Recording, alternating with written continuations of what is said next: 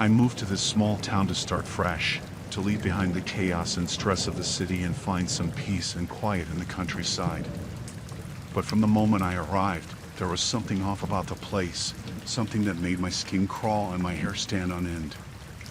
It started with my neighbor, Mr. Johnson. He seemed like a nice enough guy at first, always smiling and waving whenever we crossed paths. But the longer I lived next door to him, the more I began to suspect that there was something not quite right about him.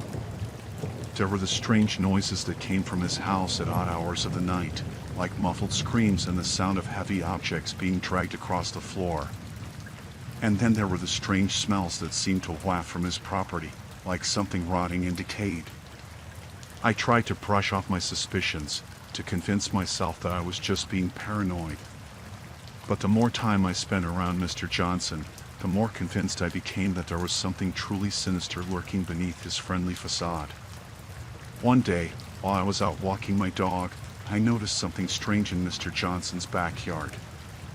There was a large hole dug into the ground, surrounded by piles of dirt and what looked like blood stains.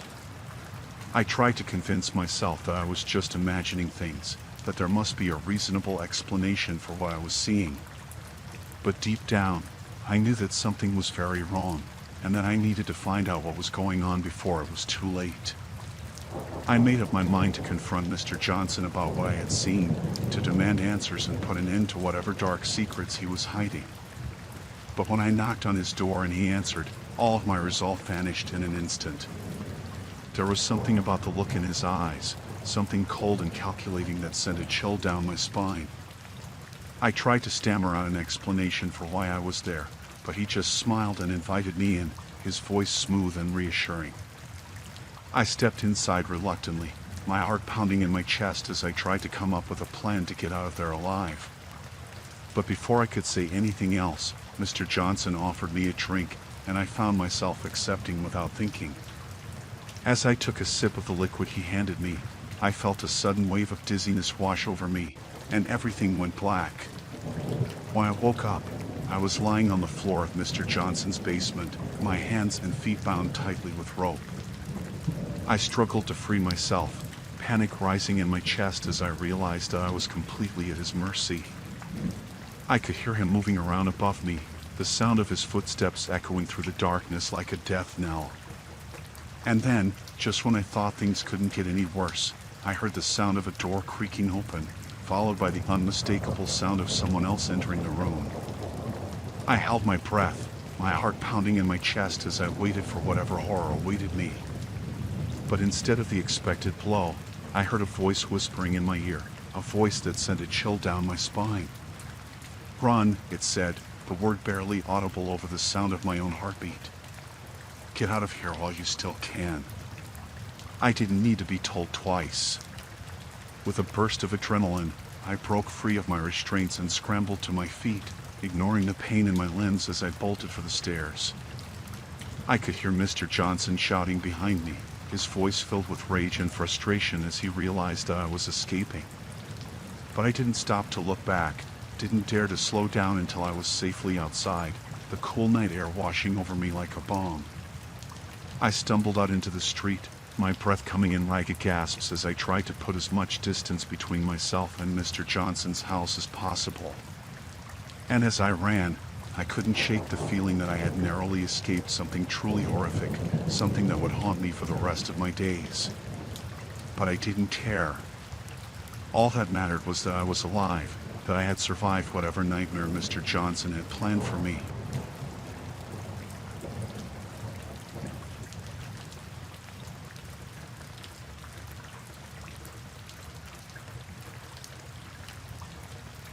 I moved to a small town a few weeks ago, seeking a fresh start after a messy breakup.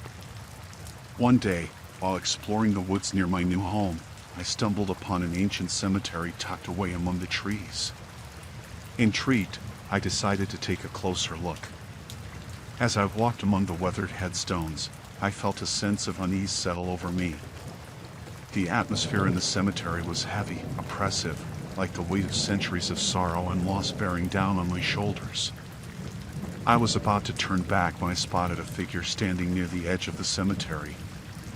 He was an older man, dressed in worn overalls and a tattered flannel shirt, with a weather-beaten face and a stern expression.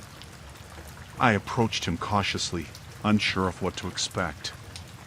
When I asked if he was the groundskeeper, he nodded curtly, his eyes fixed on mine with an intensity that made me shiver. I tried to make small talk, asking him about the history of the cemetery and the people buried there. But his responses were short and cryptic, and I couldn't shake the feeling that there was something off about him. As we talked, I noticed that his gaze kept drifting to a particular gravestone, a crumbling, moss-covered monument that seemed to loom over us like a silent sentinel. When I asked him about it, his expression grew dark, and he muttered something about it being best to leave the dead to rest in peace. I felt a chill run down my spine, but I pushed aside my unease and pressed him for more information. That's when things took a turn for the worse. The groundskeeper's demeanor changed in an instant, his eyes narrowing as he fixed me with a cold, calculating stare. He stepped closer, his voice low and menacing as he warned me to leave the cemetery and never come back.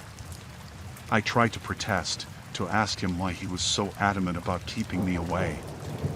But before I could say another word, he lunged at me, his hands grabbing for my throat with a strength that belied his age.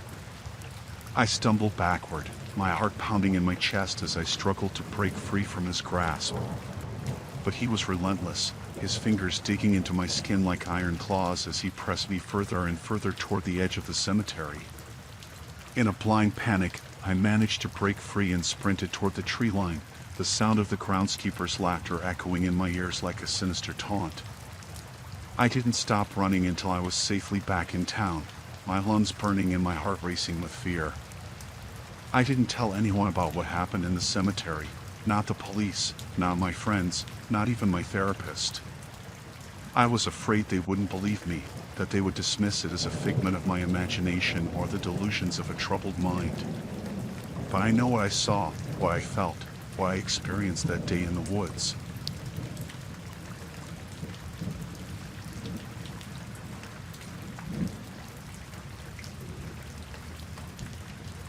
I was with my friends, just hanging out on a Friday night with nothing to do.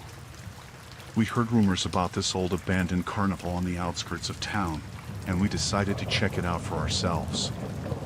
As we approached, I could feel this eerie sense of anticipation building in the pit of my stomach.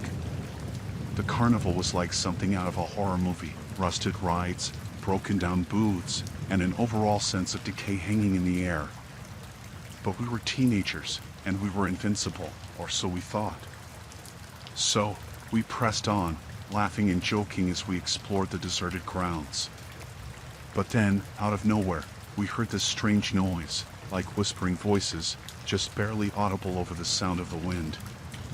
We all froze, exchanging nervous glances as we tried to figure out where the sound was coming from. And that's when we saw them, a group of boys, standing in the shadows at the edge of the carnival grounds. They were watching us, their eyes gleaming with malice as they whispered among themselves. I felt this chill run down my spine as I realized that we weren't alone after all. These boys were here, lurking in the darkness, and I had no idea what they wanted from us. But before we could do anything, they started to approach us, moving slowly and deliberately like predators closing in on their prey. I tried to stay calm, to tell myself that they were just kids like us, that they didn't mean us any harm. But something about the way they looked at us, like we were nothing more than playthings for their amusement, sent a shiver down my spine. I glanced at my friends, and I could see the fear reflected in their eyes too. We all knew that we were in trouble, that we had to get out of there before things took a turn for the worse. But before we could make a move, one of the boys stepped forward, blocking our path. He was tall and menacing, with a cruel smirk on his lips as he stared us down. "Where do you think you're going?" he asked, his voice dripping with malice. I tried to speak, to explain that we were just exploring, that we didn't mean any harm. But my words caught in my throat, and all I could do was stare at him in silence. The boy laughed, a cold, hollow sound that echoed through the empty carnival grounds. "You shouldn't have come here," he said, his voice low and dangerous. "This is our territory, and you're trespassing." I felt a knot form in my stomach as I realized that we were in way over our heads. These boys weren't just playing around, they were serious, and they weren't going to let us leave without a fight.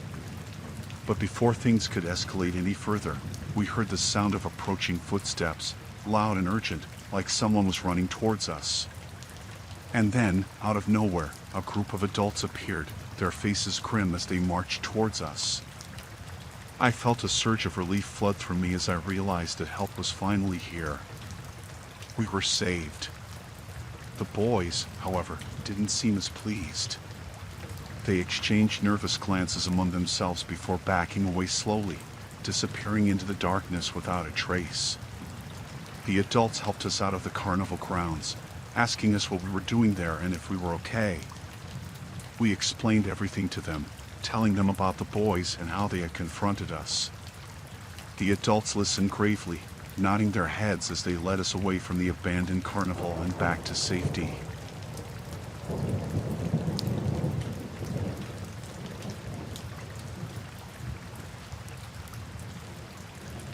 I was in the kitchen, washing dishes after dinner, when I realized that my son wasn't playing in his room like he usually did at this time. I called out his name, but there was no response. I checked his room, thinking maybe he'd fallen asleep, but he wasn't there. Panic started to rise in my chest as I searched the house, calling his name over and over again. But he wasn't anywhere to be found. I ran outside, calling his name as I scanned the yard and the street, but there was no sign of him. I felt this overwhelming sense of fear wash over me as I realized that my son was missing. I didn't know what to do, where to look, or who to turn to for help. I grabbed my phone and dialed 911, my hands shaking as I tried to explain the situation to the operator. They assured me that they would send someone to help, but the minutes felt like hours as I waited for them to arrive. When the police got there, they took down all the details, my son's name, what he was wearing, where he was last seen, and promised to do everything they could to find him. But as the hours passed with no sign of him, I felt this overwhelming sense of despair settle over me. I couldn't help but imagine the worst-case scenarios. What if he'd been kidnapped, or hurt, or worse? I couldn't bear the thought of never seeing him again, of not knowing what had happened to him. I pleaded with the police to do more, to search harder, but there was only so much they could do. So, I took matters into my own hands. I printed out flyers with my son's picture and plastered them all over town, hoping that someone would see them and have information about his whereabouts. I also reached out to friends and family, asking them to spread the word and keep an eye out for any sign of my son. But days turned into weeks, and still, there was no sign of him. I felt like I was living in a nightmare, like my world had been shattered into a million pieces and I didn't know how to put it back together. I couldn't eat or sleep, couldn't focus on anything but finding my son. Every moment of every day was consumed by the desperate need to bring him home safe and sound. And then, just when I thought things couldn't get any worse, I received a phone call from an unknown number. My heart leaped into my throat as I answered, praying that it was someone with information about my son. But when I heard the voice on the other end of the line, my blood ran cold. It was a man, his voice low and menacing as he told me that he had my son and that if I ever wanted to see him again, I would have to do exactly as he said. I felt this surge of terror wash over me as I realized that my worst fears had come true. My son had been kidnapped, and now I was being forced to play some twisted game in order to get him back. I tried to keep my composure as the man laid out his demands, ransom money, dropped off at a specific location at a specific time, with no police involvement or else. I knew I had no choice but to comply. My son's life was on the line, and I would do anything to save him. So, I gathered up the money, praying that it would be enough to secure his release, and set out to meet the kidnapper at the designated location. I felt sick to my stomach as I drove, my hands shaking on the wheel as I imagined what might happen if things went wrong. But when I arrived at the drop-off point, the kidnapper was nowhere to be found. I waited for what felt like hours, but there was no sign of him. I felt this overwhelming sense of despair wash over me as I realized that I had been played, that my son's kidnapper had no intention of letting him go. But then, just when I was about to give up hope, I heard a noise behind me. I turned around, and there he was, my son, safe and sound, running towards me with tears streaming down his face. I felt this overwhelming surge of relief flood through me as I scooped him up into my arms, holding him tight and never wanting to let him go. He told me that he had managed to escape from his captor, that he had been hiding out in the woods until he could find someone to help him. I couldn't believe it. My son was alive, and he was safe. I hugged him tighter than I ever had before, vowing to never let him out of my sight again. And as we drove home together, I couldn't help but feel grateful that my son was back where he belonged, and grateful for the chance to hold him in my arms once again.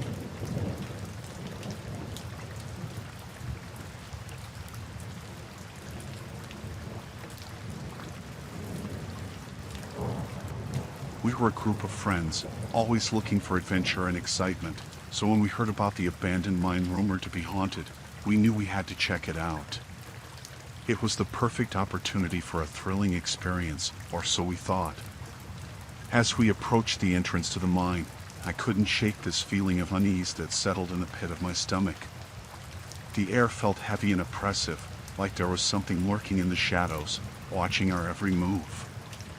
But we were determined to press on, eager to uncover the secrets hidden within the depths of the mine.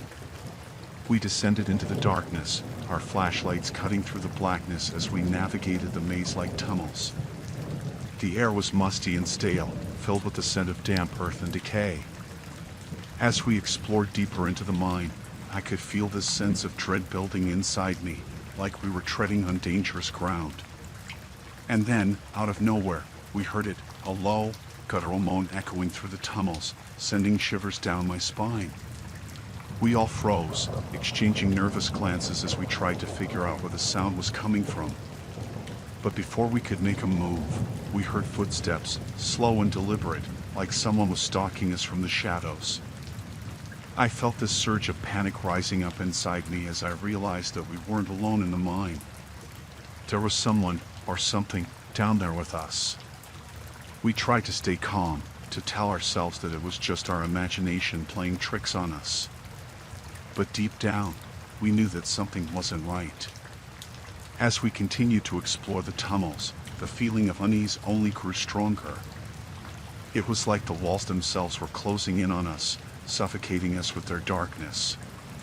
And then, just when we thought things couldn't get any worse, we stumbled upon something that sent a chill down my spine, a pile of bones, scattered haphazardly across the floor. I felt this overwhelming sense of dread wash over me as I realized that we were standing in the presence of death. Someone, or something, had met a grisly end in these tunnels, and I didn't want to stick around to find out who, or what, was responsible. But before we could make our escape, we heard it again, that low, guttural moan, closer this time, like it was right on top of us. We turned to run, but it was too late.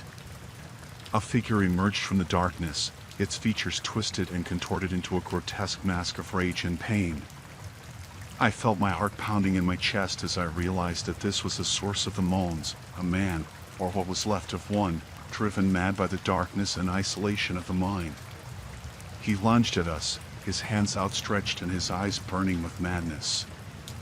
We scrambled to get away, tripping over ourselves in our haste to escape. But he was relentless, pursuing us through the tunnels with a single-minded determination that sent chills down my spine. I could hear my friends screaming behind me, their voices echoing off the walls as we raced through the darkness. And then, just when it seemed like all hope was lost, we saw it, a faint glimmer of light up ahead, the entrance to the mine looming just beyond reach. We pushed ourselves to the limit, running faster than we ever had before as we made a desperate bid for freedom. And then, with one final burst of speed, we burst out into the open air, gasping for breath as we collapsed on the ground, safe at last from the horrors of the mine. We stayed there for what felt like hours, catching our breath and trying to make sense of what had just happened. But deep down, we knew that we would never forget the terror of that night.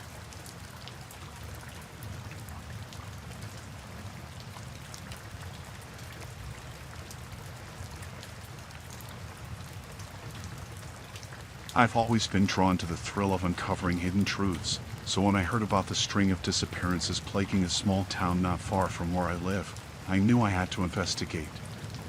Armed with my notebook and camera, I set out to uncover the truth behind the unsettling phenomenon. As I arrived in the town, I was struck by the eerie stillness that seemed to hang over the streets like a shroud. The locals eyed me with suspicion as I asked questions about the missing people, their answers guarded and vague. Undeterred, I pressed on, determined to unravel the mystery that had gripped the town in fear.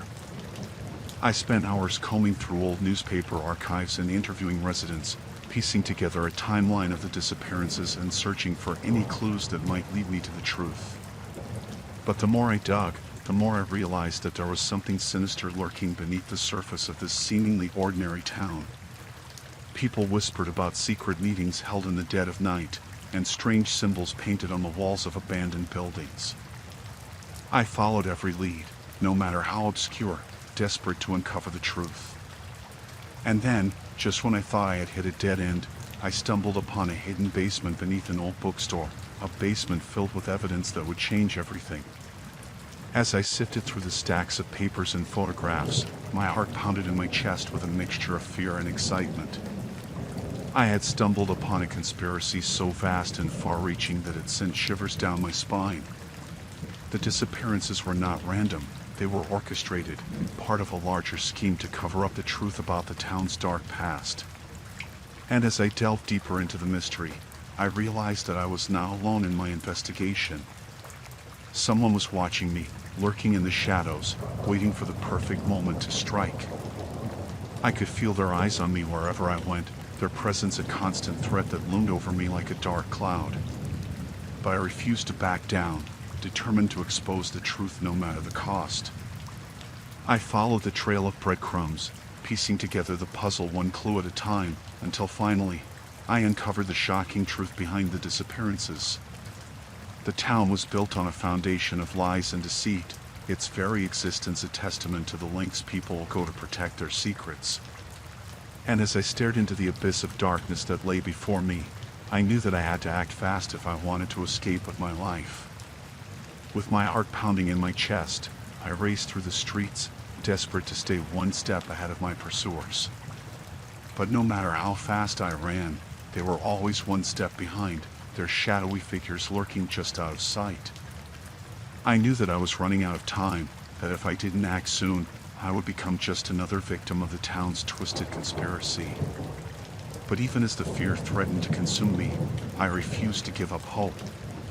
And then, just when it seemed like all hope was lost, I stumbled upon a clue that would change everything. A hidden journal tucked away in the basement of an abandoned house, its pages filled with the secrets of the town's darkest secrets. Armed with this newfound knowledge, I raced to the local police station, determined to expose the truth once and for all. But as I burst through the doors, I realized that I was too late. The conspiracy ran deeper than I ever imagined, and the people I thought I could trust were in on it too. With nowhere left to turn, I knew that my only hope was to escape the town and expose the truth to the world.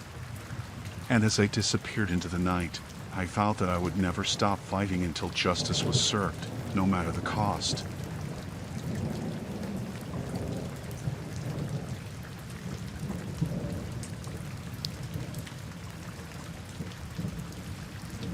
I stumbled upon something in my small town that I wish I hadn't. It all started innocently enough, just me going about my usual routine, running errands and grabbing coffee at the local cafe. But then one day, I saw something that made me stop dead in my tracks. I was walking past the old abandoned warehouse on the outskirts of town when I saw a group of people sneaking inside. At first, I thought nothing of it, just some kids exploring or maybe some squatters looking for shelter. But then I noticed the way they were dressed, all in dark robes with hoods pulled up over their heads. My curiosity got the better of me, and I followed them inside, keeping to the shadows and trying to stay out of sight. What I saw there chilled me to the bone. There were candles flickering on every surface, casting eerie shadows on the walls, and in the center of the room, there was a circle drawn in chalk with strange symbols etched into the floor. I watched in horror as the group began to chant in a language I didn't recognize, their voices rising in intensity as they performed some kind of ritual. I wanted to run, to get as far away from there as possible, but something held me rooted to the spot, unable to tear my eyes away from the scene unfolding before me. And then, just when I thought things couldn't get any worse, they noticed me. One of them pointed in my direction, shouting something in a language I couldn't understand, and suddenly, I was surrounded. I tried to fight them off, to push my way through their ranks and escape, but there were too many of them, and they were too strong. They dragged me into the center of the circle, pinning me down as their leader stepped forward, a sinister smile playing on his lips. He whispered something in my ear, something that sent shivers down my spine, and then everything went black. When I woke up, I was lying on the cold, hard ground outside the warehouse, my head spinning and my body aching all over. I stumbled to my feet, my heart pounding in my chest as I tried to make sense of what had just happened. But deep down, I knew that I couldn't stay in that town any longer, not with those people out there, lurking in the shadows and waiting to strike. I packed up my things and left, putting as much distance between myself and that place as possible. But even now, I can't shake the feeling that they're still out there, watching and waiting for me to slip up so they can finish what they started.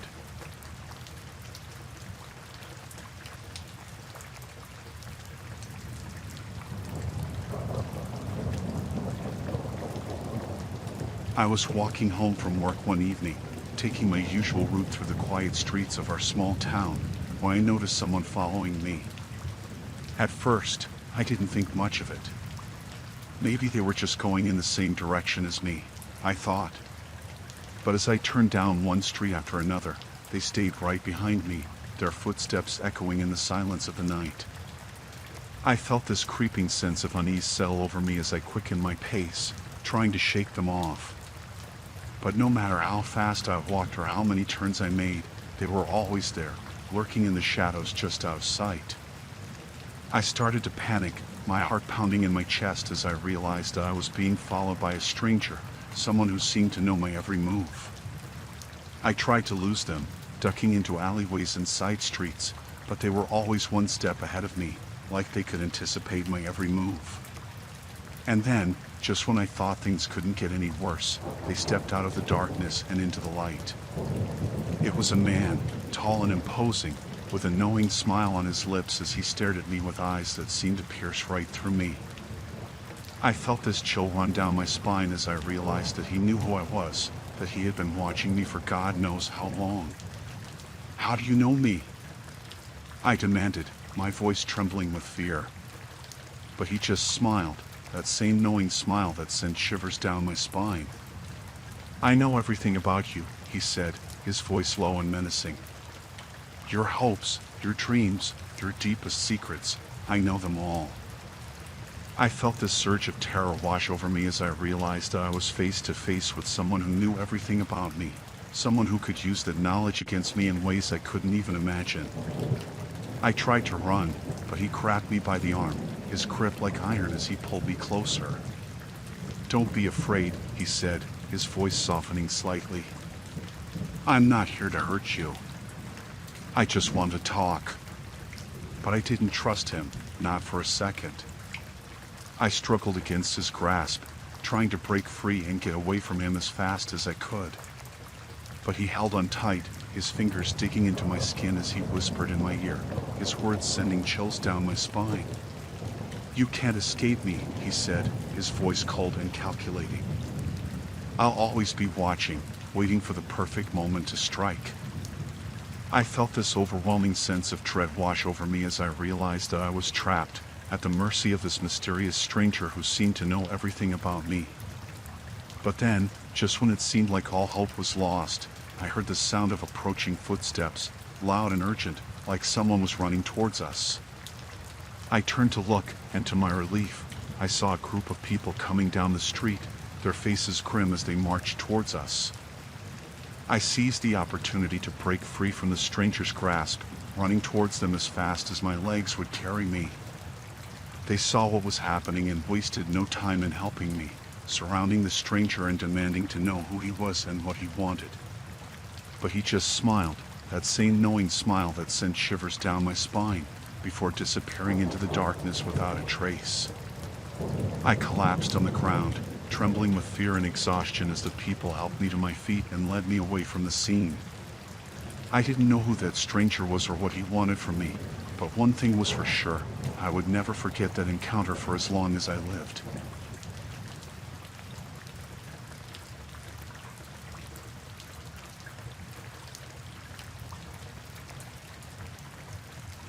I was the town doctor in a small, close-knit community where everyone knew each other. It was a quiet place where nothing much ever happened until one day, people started getting sick. At first, it was just a few isolated cases, a fever here, a cough there, nothing to be too concerned about. But then, more and more people started showing up at my clinic, their symptoms getting worse by the day. I did everything I could to treat them, prescribing antibiotics and bed rest, but nothing seemed to work. The illness spread like wildfire, taking hold of the town and refusing to let go. I knew I had to do something to contain the outbreak before it spread any further. So, I reached out to the local health department and asked for their assistance.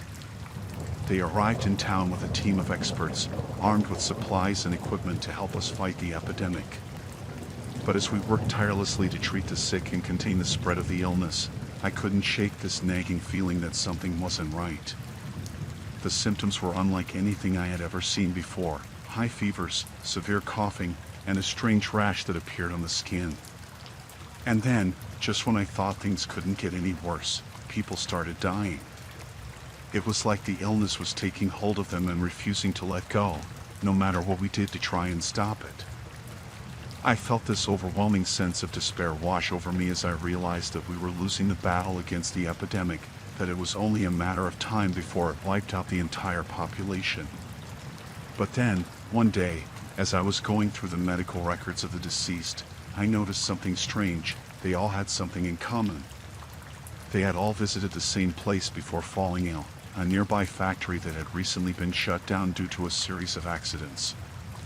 I knew I had to investigate further, to find out if there was a connection between the factory and the outbreak.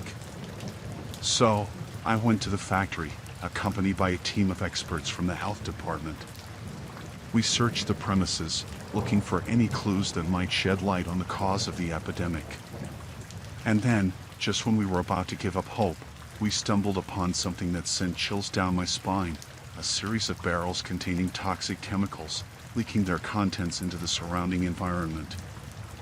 I realized then that the factory was the source of the epidemic, that the toxic chemicals had contaminated the town's water supply and caused the outbreak. But as we continued to investigate, we uncovered something even more sinister. The factory had been deliberately leaking the chemicals into the water supply, as part of a larger scheme to cover up their illegal activities. I felt this surge of anger wash over me as I realized that innocent people had died because of the factory's negligence, that they had put profits over the lives of the townspeople. But we couldn't dwell on the past.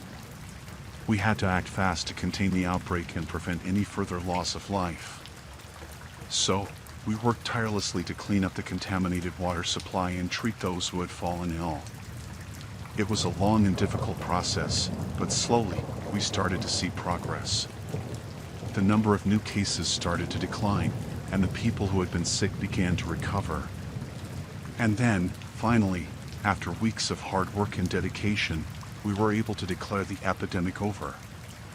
The town was saved, and the people could finally breathe a sigh of relief.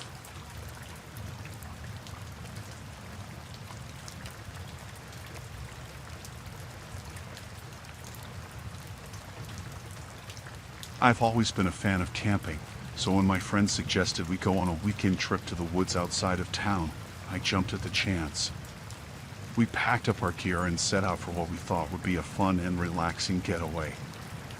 As we arrived at the campsite and set up our tents, everything seemed normal: the crackling of the campfire, the chirping of the crickets, the smell of pine in the air. But as the sun began to set and darkness fell over the forest, things took a turn for the sinister. We were sitting around the fire, roasting marshmallows and telling ghost stories, when we heard a strange chanting coming from the woods. At first, we brushed it off as our imaginations playing tricks on us, but as the chanting grew louder, we knew that something was seriously wrong. Curiosity got the better of us, and we decided to investigate, creeping through the trees until we stumbled upon a clearing deep in the forest.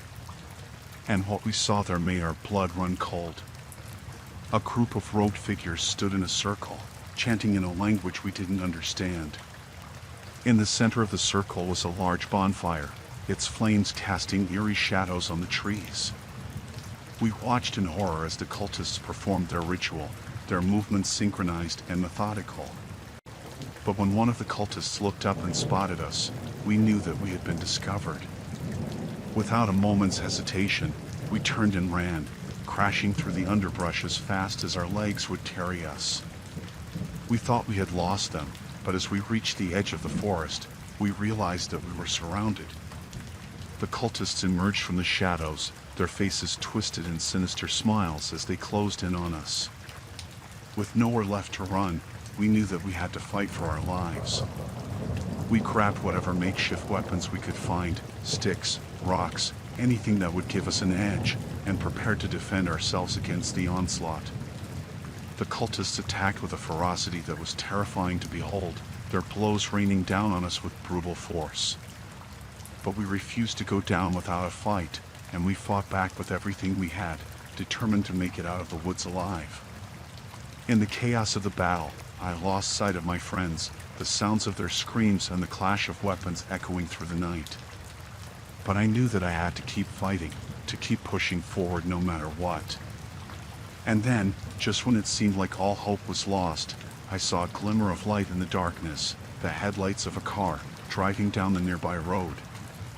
With renewed determination, I fought my way through the throng of cultists and raced towards the light, praying that help was on the way. As I burst out of the woods and onto the road, I collapsed in exhaustion, the adrenaline wearing off and leaving me drained and battered. But as I looked back at the forest, I knew that I had survived, that I had escaped the clutches of the cult and lived to tell the tale. I may never know what the cultists had planned for us that night.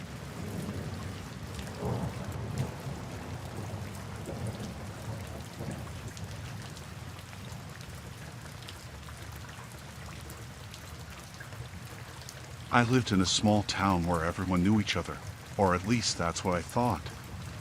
My neighbor, Mr. Sears, seemed like a normal guy at first, friendly, polite, always ready with a smile and a wave. But as I got to know him better, I started to notice things, strange things that didn't quite add up.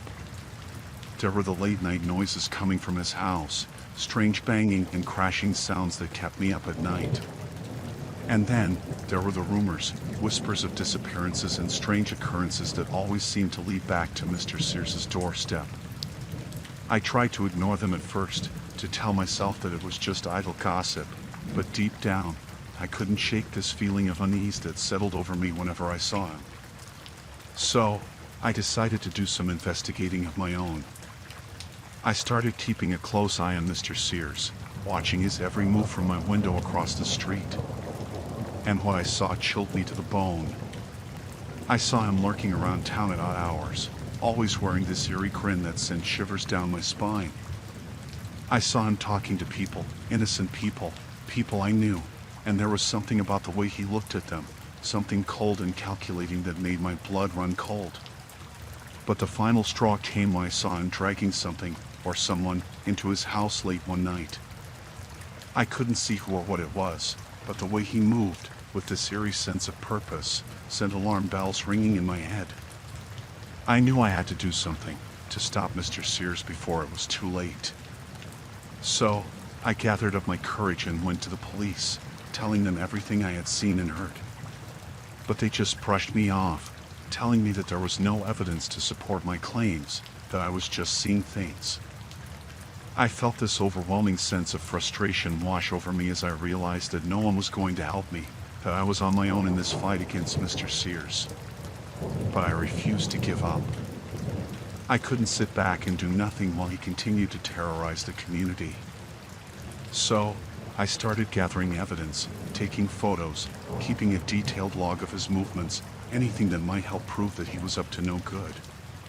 And then, one day, I stumbled upon something that sent chills down my spine, a hidden room in Mr. Sears's basement, filled with all kinds of disturbing items, chains, knives, and other implements of torture.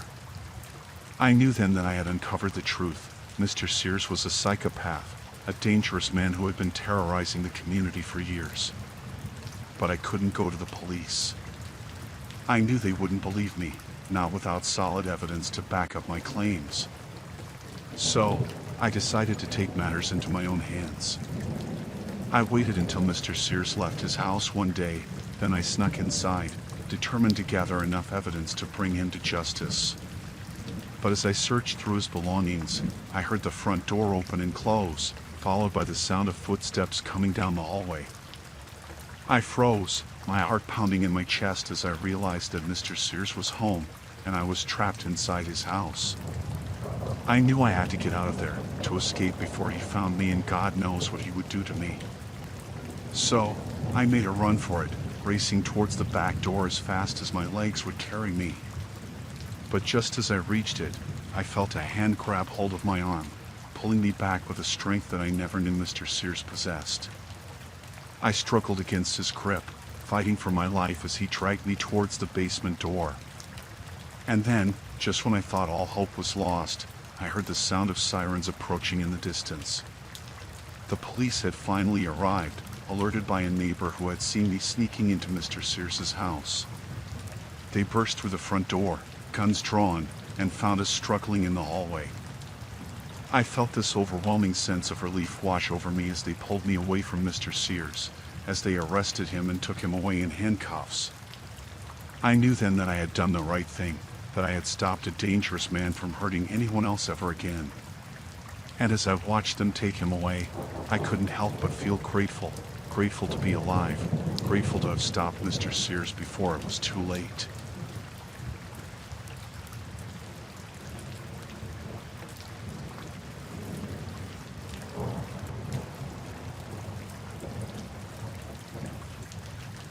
It all started one evening when my family and I were sitting down to dinner in our small town home. We heard these strange noises coming from the woods just beyond our backyard. At first, we thought it might be some wild animals rummaging around, but the sounds were too odd, too deliberate. My wife and I exchanged uneasy glances, but we didn't want to alarm the kids, so we brushed it off and tried to go about our evening as usual. But as the night wore on, the noises only grew louder and more persistent, like something was out there, just beyond the trees, waiting for us. Unable to ignore it any longer, my wife and I decided to investigate. We grabbed a flashlight and headed out into the darkness, our hearts pounding in our chests as we crept closer to the source of the noise. As we reached the edge of the woods, the sounds became clearer, low murmurs, like people whispering to each other in hushed tones. But there was something off about it, something unnatural that sent shivers down my spine.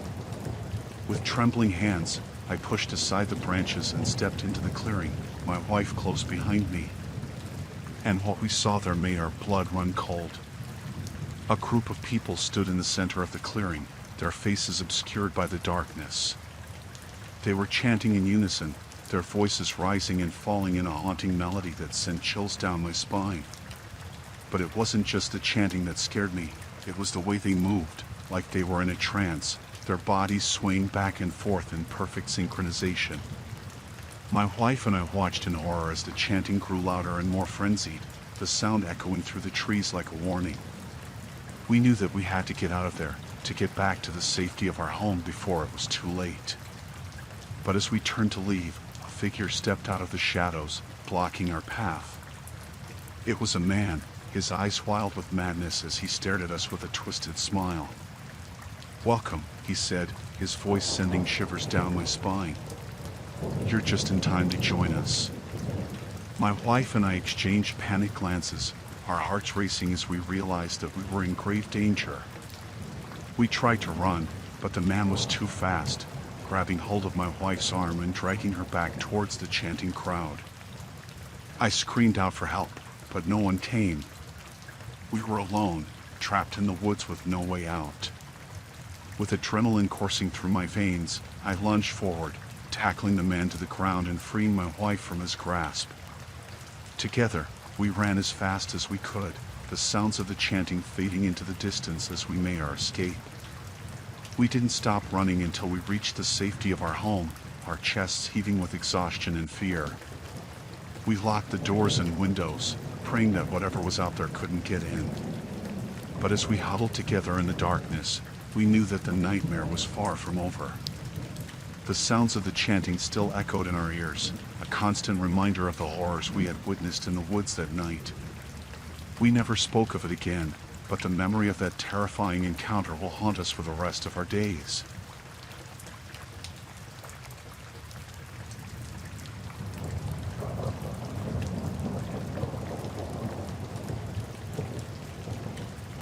I used to think my small town was like any other quiet, unassuming place.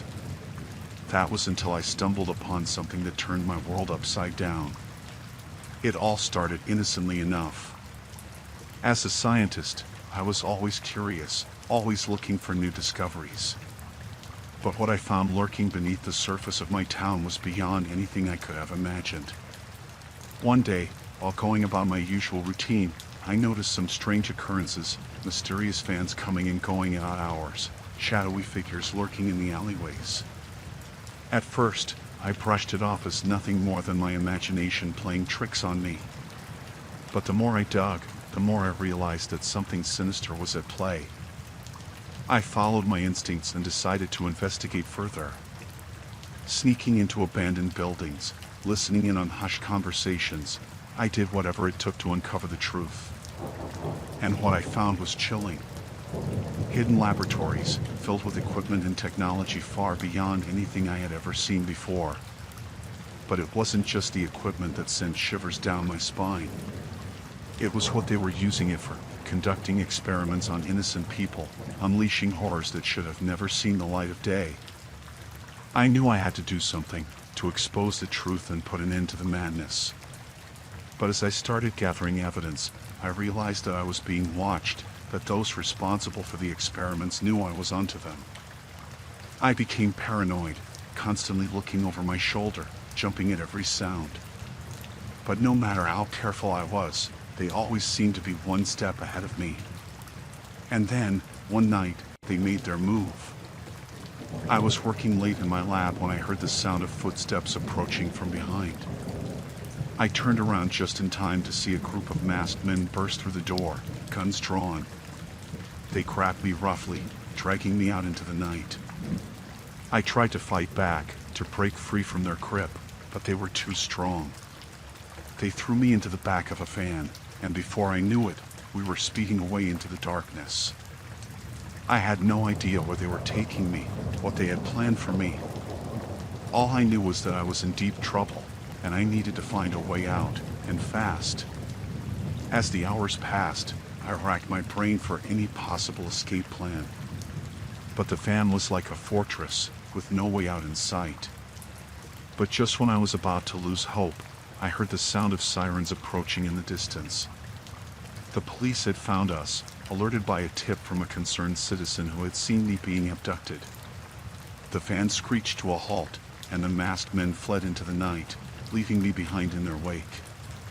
The police rushed to my aid, helping me out of the van and checking me over for injuries. I was shaken but alive, grateful to be out of the clutches of those responsible for the horrors being unleashed in my town. In the days that followed, the truth about the experiments came to light, and those responsible were brought to justice.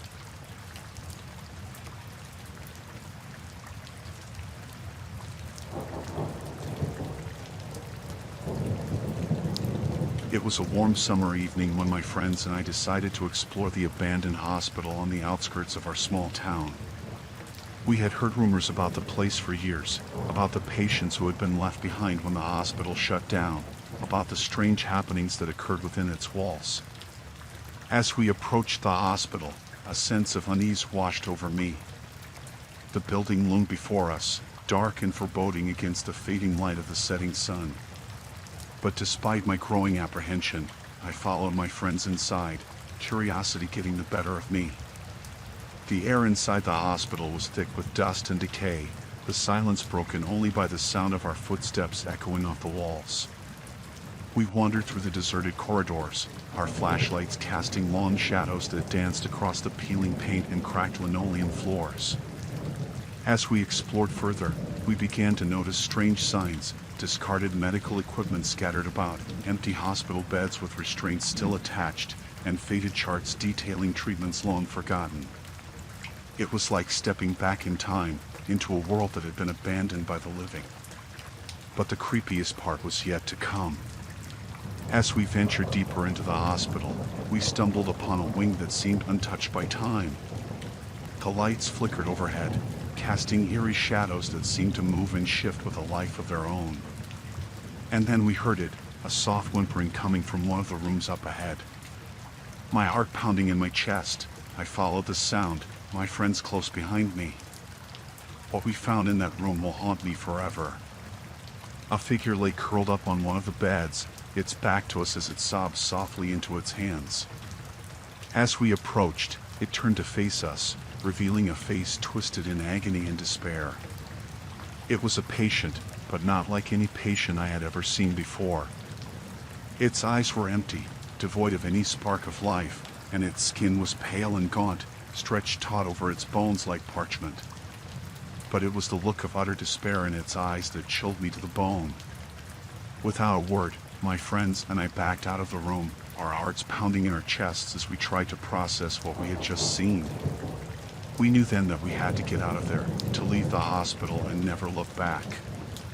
But as we turned to go, we heard a voice behind us, a soft, rasping voice that sent shivers down my spine. "Please," it whispered, "don't leave me here alone." We froze, unsure of what to do. But then, as if by some unspoken agreement, we turned and ran, our footsteps echoing off the walls as we fled the hospital and the horrors within. As we burst out into the cool night air, I felt a sense of relief wash over me.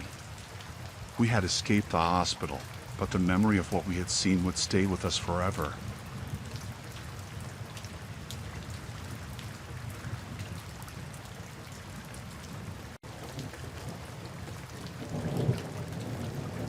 So, me and my friends, we thought it would be cool to explore this abandoned church on the outskirts of our small town. It was one of those places that everyone talked about but nobody actually went to because, well, it was kinda creepy. Anyway, we were feeling adventurous, so we grabbed some flashlights and snuck out late one night to check it out. The church was all boarded up and covered in graffiti, but we managed to find a way inside through a broken window. As soon as we stepped foot inside, I could feel this chill run down my spine. It was like the air was thick with some kind of energy, and I couldn't shake the feeling that we weren't alone. But we pressed on, exploring the dark corridors and dusty hallways, laughing and joking to try and ease the tension.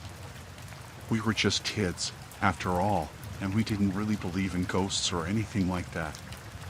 That is, until we stumbled upon the basement. It was like something out of a horror movie, with cobwebs hanging from the ceiling and old, rotting pews scattered around the room. But the creepiest thing of all was this strange, eerie chanting that seemed to be coming from somewhere deep within the darkness. It sent shivers down my spine, and I could feel my heart pounding in my chest as we crept closer to investigate. And that's when we saw them. They were these shadowy figures, huddled together in the corner of the room, chanting in some language that I couldn't understand. I could feel this sense of dread washing over me, like we had stumbled upon something we were never meant to see. We tried to run, to get out of there as fast as we could, but it was like we were trapped in some kind of nightmare. The walls seemed to close in around us, and I could feel this pressure building in the air, suffocating and oppressive. I looked at my friends, their faces pale and drawn with fear, and I knew that we had to get out of there, no matter what it took. We ran as fast as our legs would carry us, stumbling and tripping over each other in our haste to escape. But it was no use. The chanting grew louder and more menacing with each passing second, echoing through the empty halls and filling the air with a sense of dread. And then, just when I thought things couldn't get any worse, the floor gave way beneath us, sending us tumbling into the darkness below. I could hear my friends screaming as we fell, their voices echoing in my ears as we plummeted into the abyss. But somehow, miraculously, we survived.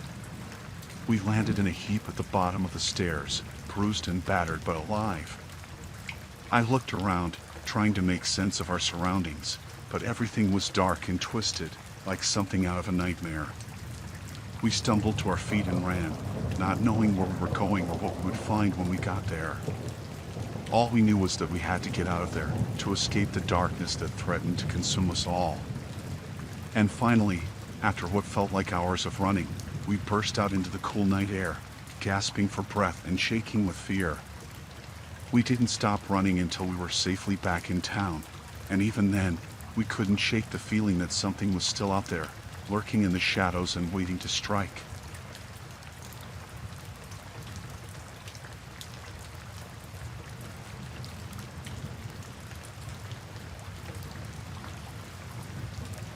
The small town I moved to for my new job seemed idyllic at first glance.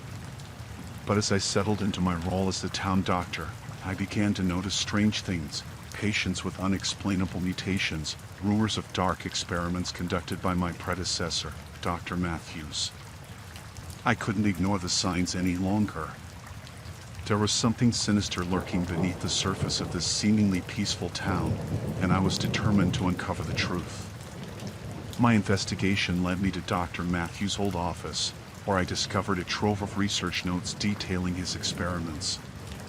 It was horrifying. He had been tampering with the very fabric of life itself, conducting twisted experiments on the townspeople in a quest for power and control. As I delved deeper into Dr. Matthews' research, I realized the extent of the damage he had caused. The mutations plaguing the townspeople were not random occurrences. They were the result of his dark experiments gone awry. But worse still, I discovered evidence that the mutations were spreading, infecting more and more of the townspeople with each passing day. If I didn't find a way to stop them soon, the entire town would be consumed by madness. Armed with this knowledge, I knew I had to act fast. But the question remained, how could I stop something so insidious, so pervasive? My answer came in the form of a serum I discovered in Dr. Matthews' lab, a serum designed to reverse the effects of his experiments and restore the townspeople to their former selves. It was a long shot, but it was the only hope we had. With the serum in hand, I set out to administer it to the affected townspeople, racing against time to stop the mutations from spreading any further. It was a race against time, and failure was not an option. As I went from house to house, injecting the serum into the veins of the afflicted, I couldn't shake the feeling of dread that hung over me like a dark cloud. What if it didn't work? What if I was too late? But despite my fears, I pressed on, driven by the knowledge that I was the only one who could stop the madness consuming the town. And slowly but surely, I began to see signs of progress, the mutations receding, the townspeople returning to normal. But just as I began to breathe a sigh of relief, I heard a voice behind me, a soft, rasping voice that sent shivers down my spine. It was Dr. Matthews, his face twisted in a grotesque parody of a smile. "You can't stop it," he whispered, his voice dripping with malice. "It's already too late. The experiments have already taken root, and soon the entire town will be consumed by darkness." I recoiled in horror, realizing the truth of his words. The mutations were not the result of some failed experiment. They were a curse that had been unleashed upon the town by Dr. Matthews himself. But I refused to give up hope. Armed with the serum and the knowledge of Dr. Matthews' true intentions, I redoubled my efforts to save the town from destruction. And slowly but surely, my efforts began to pay off.